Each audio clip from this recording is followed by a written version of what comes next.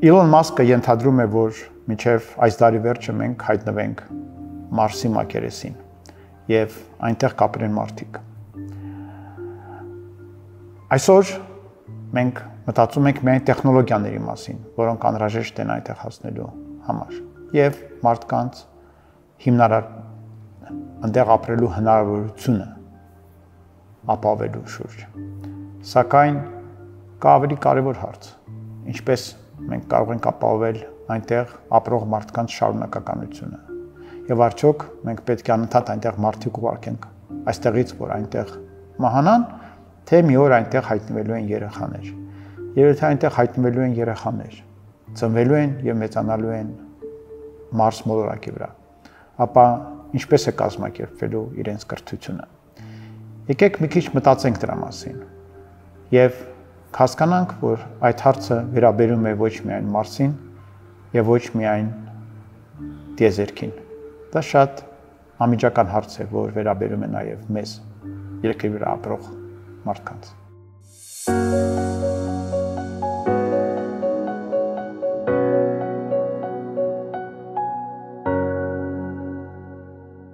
Ինչ հիմնական հարցեր կառաջանան, երբ մենք փորձենք այդ մոլորակի տարածքում կազմակերպել հանրակրթությունը։ Ես դեռ չեմ խոսում բուհական կրթության մասին, դրան է կանդրադառնանք։ Մի քանի խնդիրներ կան։ Առաջինը առցանց կրթությունը չի ստացվի։ Այստեղից Մարս եւ Ետ, երբ որ Մարս մոլորակը գտնվում է երկրից հակադիր կողմում, լույսը եւ էլեկտրամագնիսական ալիքները ընթանում են մոտավորապես 20 րոպե։ Պատկերացրեք ինչպես դասը կընթանա ուսուցիչ առաջադրանք է տալիս 20 րոպե երեխաները սպասում մինչև առաջադրանքը գա, հետո կատարում են, հետո ներկայացնում են, այստեղից ուսուցիչը սպասում է 20 րոպե մինչև ներկայացումը տեսնի, իհարկե դա չի աշխատի։ Մշակում մենք պետք է ունենանք այնտեղ ուսուցիչներ, որոնք կարող են երեխաների մի բան սովորեցնել։ Դա թիվ 1 խնդիրն է, բայց սրան կապվում է թիվ 2 խնդիրը։ Երեխաները սկզբից շատ չեն լինի։ Գնալով միգուցե շատանան, բայց սկզբից շատ չեն լինի։ Եվ միանգամից ուսուցիչներ այնտեղ ուղարկել դժվար կլինի։ Իհարկե մենք կարող ենք այն մարդկանց, ովքեր գնում են այնտեղ, պատրաստենք, որպեսզի իրենք նաև կարողանան լինել ուսուցիչներ երեխաների համար։ Սակայն բնական է, որ սկզբի փուլում, իսկ այդ սկզբի փուլը դա տասնյակ տարիներ են, մենք այնտեղ մարդկային ձեռքերի կարիք ենք ունենալու անընդհատ։ Այնպես չէ, որ այդ մարդիկ ազատ են լինելու եւ իրենց հիմնական մասնագիտությամբ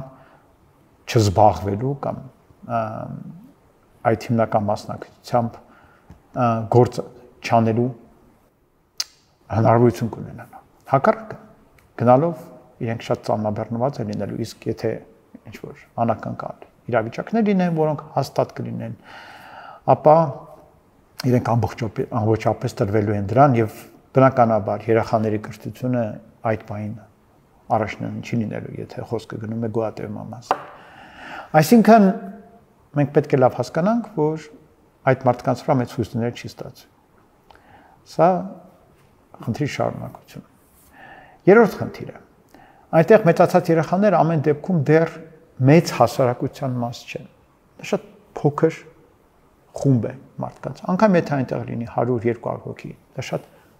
փոքր թիվ է։ Հասարակությունը ամբողջապես այլ բան է։ Արդյունքում մենք վերադառնում ենք այն ժամանակներ, երբ որ մարդիկ ապրում էին ցեղերով։ Սակայն դա ցեղ չի, որտեղ ցեղերը ունեն յուրահատկություն։ Իրենք իսկապես անջատ էին։ Եվ այնտեղ մարդիկ մեծանում էին համարյա շփվելով այլ մարդկանց հետ, այլ ցեղերի հետ, եթե անգամ լինում էին ինչ որ հանդիպումներ, ապա դրանք շատ ընդհանումներ էին տարածքի համար, պայքար կամ առևտուր, բայց շատ սահմանափակ շփում։ Հասարակություններում մենք ամբողջապես այլ մակարդակի շփման ենք սովոր։ Հիմա ինչպես մենք այդ երեխաներին չկորցնենք որպես մեծ մարդկության մաս, ինչպես չանենք, որպեսզի նրանք հաջորդ սերունդում դառնան այսպիսի այն ցեղային նախնադարյան մարդիկ, ովքեր չեն պատկերացնում, որ իրենք մի ահռելի մեծ մարդկության ժառանգորդ են, մի մեծ քանակի գիտելիքի, սերունդների, տեղեկատվության եւ սոցիալական կապերի մաս են կազմում, անգամ եթե կտրված են այնտեղ։ Դա եւս շատ մեծ խնդիր է, որի պարզություն չի երևում։ Հաջորդը ինչպես անենք, որպեսզի իրենք գիտակցեն, որ կա երկիր մոլորակ եւ զգան, թե այդ ինչ է նշանակում ունենալ երկիր մոլորակ։ Որովհետեւ եթե դա չգիտակցվի, ապա շատ վտանգավոր հետևանք կարող է լինել։ Իրենք կարող են իրենց ընկալել որպես հենց Մարսի բնակիչներ եւ մի ինչ-որ պահի առավել եթե իրենց մոտ ինչ-որ խնդիրներ սկսեն, իրենք կարող է որոշեն, որ երկիրը իրենց թշնամին է եւ երկիր մոլորակի հետ պետք է ունենալ ոչ թե բարյացակամ դրական հարաբերություններ, այլ պատերազմ։ Մենք կարող ենք մտածել, որ դա անհավանական է, որ դա անհնարին է պատկերացնել, բայց Ամերիկայի Միացյալ Նահանգները ստեղծվել են հիմնականում մեծամասամբ Մեծ Բրիտանիայի բնակիչների կողմից։ Հետո այդ նույն Ամերիկայի Միացյալ Նահանգները պատերազմել են Մեծ Բրիտանիայի հետ իրենց անկախության համար եւ հետո երկար տարիներ գտնվել են Մեծ Բրիտանիայի հետ շատ սուր լարված հարաբերությունների մեջ, անգամ այդ պատերազմի ավարտից հետո։ Այսինքն մենք պետք է գիտակցենք, որ նաև նման հետևանք կարող է լինել, եթե առավել իրենք հոգեբանդորեն եւ իրենց պատկերացումով կտրված լինեն երկիր մոլորակից։ Եվ պետք է նկատի ունենալ, որ իրենց այստեղ գալը եւ վերադառնալը շատ թանկ գործընթաց է լինելու գոնե սկզբի ժամանակներ, որովհետեւ դա ավտոբուս նստել եւ տատիկի մոտ գնալ չէ։ Դա պահանջում է մեծ երկար ճամփորդություն, մոտապես 1 տարի երկարությամբ, բավականին վտանգավոր եւ շատ թանկ։ Այսպիսով մենք հիմնական խնդիրները մատնանշեցինք։ Իհարկե կան եւ այլ խնդիրներ, բազմապիսի, որոնցից մեկը նաեւ այն է, որ ամեն դեպքում, երբ որ մենք ապրում ենք այստեղ երկիր մոլորակի վրա, մենք ունենք պատկերացում մեր կյանքի շարունակականության զանազանության մասին։ Ասենք, ես կարող եմ այսօր ընտրել զբաղվել մի բանով, վաղը այլ բանով, կա զանազանություն եւ իմ կյանքի շարունակությունները ունեն տարատեսակ հնարավորություններ։ Այնտեղ այդ պարփակված տարածքում հնարավորությունները այնքան շատ չեն։ Դառնալ, ասենք, ֆիզիկոս բավականին դժվար կլինի, որովհետեւ լաբորատորիա կարող է չլինել, կամ կարող է լինել լաբորատորիա, բայց միայն սահմանափակ քանակի սարքավորումներով։ Դա նշանակում է, որ դու կարող ես միայն որոշակի բանով զբաղվել, այլ ոչ թե ավելի լայն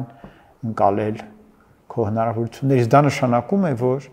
եթե դու հետաքրքրվում ես մի բանով, որը դժվար է գտնել այնտեղ եւ իրականացնել այնտեղ, դու տառապելու ես, դու քեզ զրկված ես զգալ։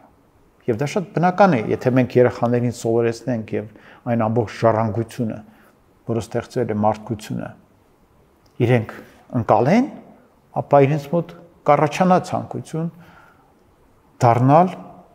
այս կամ այն մասնագետ եւ կարող է ստացվել, որ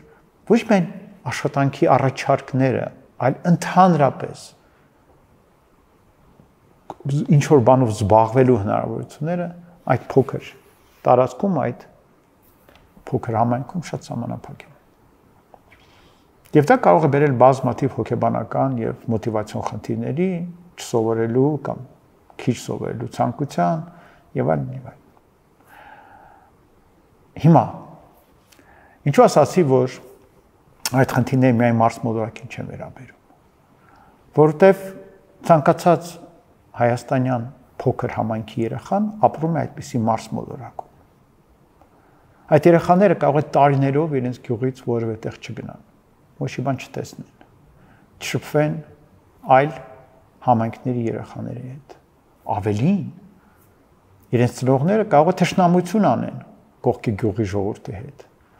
Եվ ի սկզբանե իրենց արգելված լինի շփվել այն գյուղի երեխաների հետ։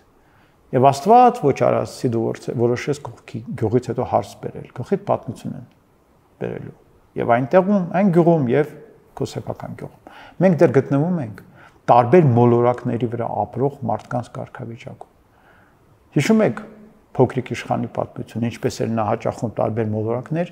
եւ այնտեղ հանդիպում շատ միայնակ մարդկանց, որոնք տարօրինակ հակումներ ունեին։ Այդպիսի փոքր մոլորակներ են մեր շատ եւ շատ համայնքները։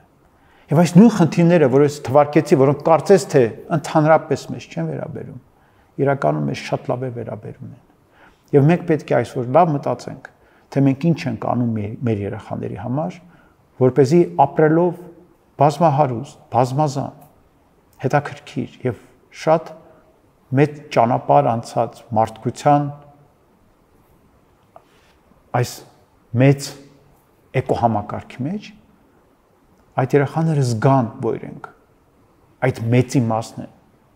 Այո, լինելով նաև իրենց համայնքի մասը, լինելով իրենց ազգի մասը եւ շատ կարևորելով եւ դա առաջնայինը համարելով։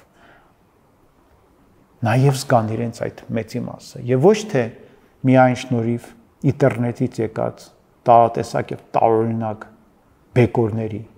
հիմնականում դատարկ եւ անիմաստ, այլ իրապես ներգրաված լինելով, իրապես մասնակցելով եւ զգալով այդ մեծ մարդկային հասարակության, այդ մեծ մարդկային աշխարհի շունչը։ Այնպես որ եկեք մենք այս հացը բաց թողենք, որովհետև ինչպես Մարս մոլորակի պարագայում մեզանում էլ այս խնդիրները սուր են եւ ուսուցիչներ գտնելու եւ այդ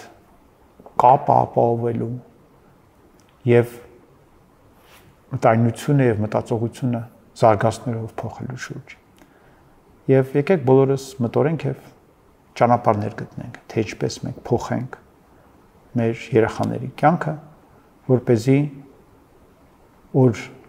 առաջ մենք այս խնդիրը լուծենք։